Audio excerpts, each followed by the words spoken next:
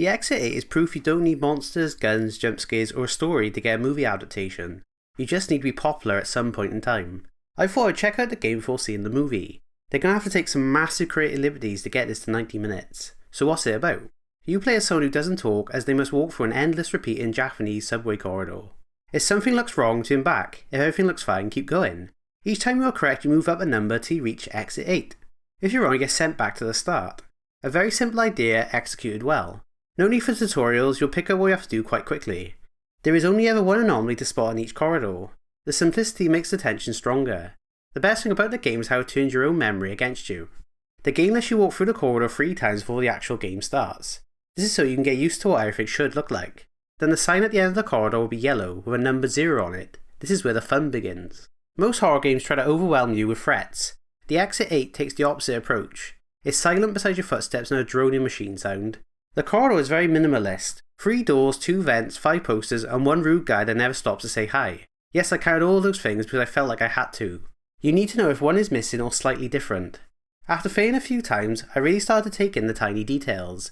Like how fast the rude man is walking, which side of the door the handles are on. You really don't know what the anomalies will be, they are random each time. Of course there are only so many in the game, but you won't know how many till you beat the game once. They can be extremely subtle, like a watermark of a face on the ceiling, or they can be in your face like the hallway filling with water.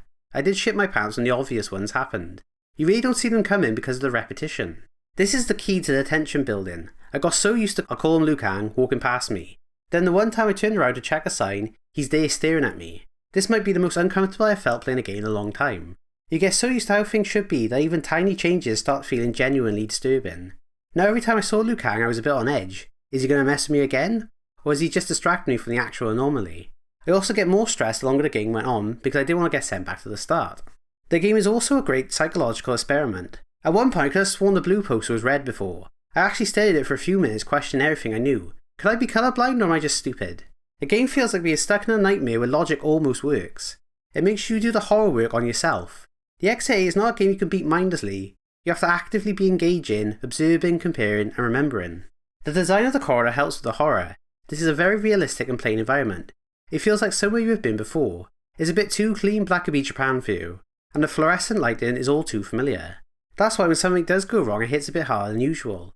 I don't know what it's like to be in a spooky mansion or stuck on an island, but I have been in a train station hallway before. Obviously it's not a perfect game. Once you know how many anomalies there are, the game becomes less scary and more like a checklist. This is why your first time through will be the best one.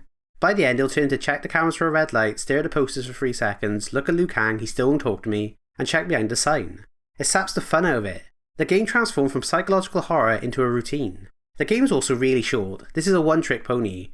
I 100%ed the game in about an hour. I don't mind because this was cheap on sale. It's more of an experience than a game. The short length does benefit the experience overall, as it avoids overstaying its welcome, but it is just an hour. The film is probably going to be longer than the game. Ultimately I enjoyed the Exit 8 way more than I thought I would. It's a great concept, executed well. Everyone should definitely give this a go at least once. I really don't understand why make this into a film. Hopefully it's good.